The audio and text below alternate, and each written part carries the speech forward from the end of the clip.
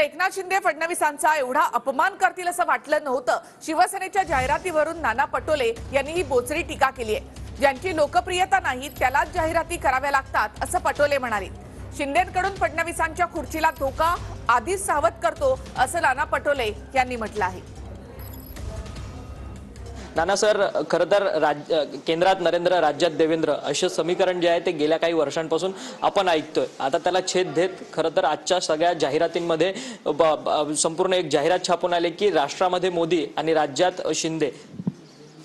आमचे मित्र देवेंद्र फडणवीसांचा एवढा अपमान एकनाथ शिंदे करतील असं मला वाटत नव्हतं। कारण की गाणं आहे, दुश्मन न करे दोस्त ने क्या वो काम किया है, अशा पद्धतीचं माझ्या मित्राची हालत एकनाथ शिंदेने करून ठेवली। हे दुर्भाग्य आहे।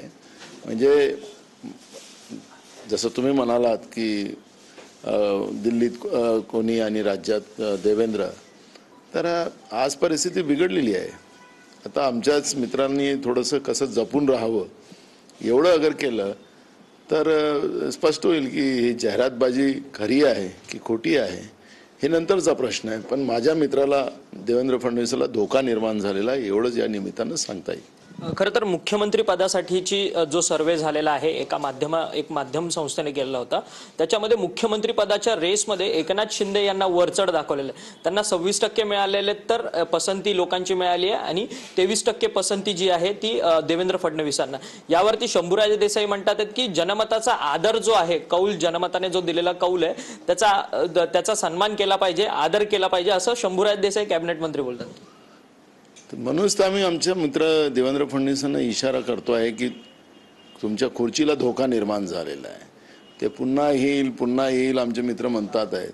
आता पुन्हा दाढीवाले यायला निघालेले आहेत, एक दिल्लीत दाढीवाले आणि एक राज्यातले दाढीवाले। नाही तर आमच्या देवेंद्र फडणवीसाला काही दाढी वाढवावं लागेल असं तरी वाटत नाही मला, पण मला त्याच्यावर जायचं नाही आहे। आखरी जनमत जेव्हा येईल आणि मतदान होईल त्यावेळेस बघू कोण मुख्यमंत्री होणार आहे। गजानन कीर्तिकर त्यांचे ज्येष्ठ खासदार आहेत, त्यांनी एक वक्तव्य अत्यंत आता महत्त्वाचं केलेलं आहे। ते म्हणतात की भाजप पुन्हा शिंदेंच्या जोरावरती आणि 40 आमदारांच्या जोरावरती सत्तेत आलेलं आहे, त्यामुळे 40 आमदारांनी आपली शक्ती जी आहे ती ओळखणं अत्यंत गरजेचं आहे असं त्यांनी आता वक्तव्य केलं।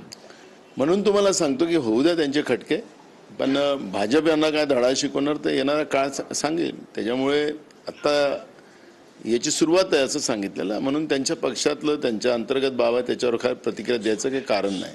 पण शिंदे गटाला फार मोठा धडा पुढच्या काळात भाजप शिकवेल एवढाच संदेश आम्ही या निमित्तानं देतो आहे। तुमचे व्हिडिओ जर्नलिस्ट आदिलचे अक्षय मंकणी, TV9 मराठी, मुंबई।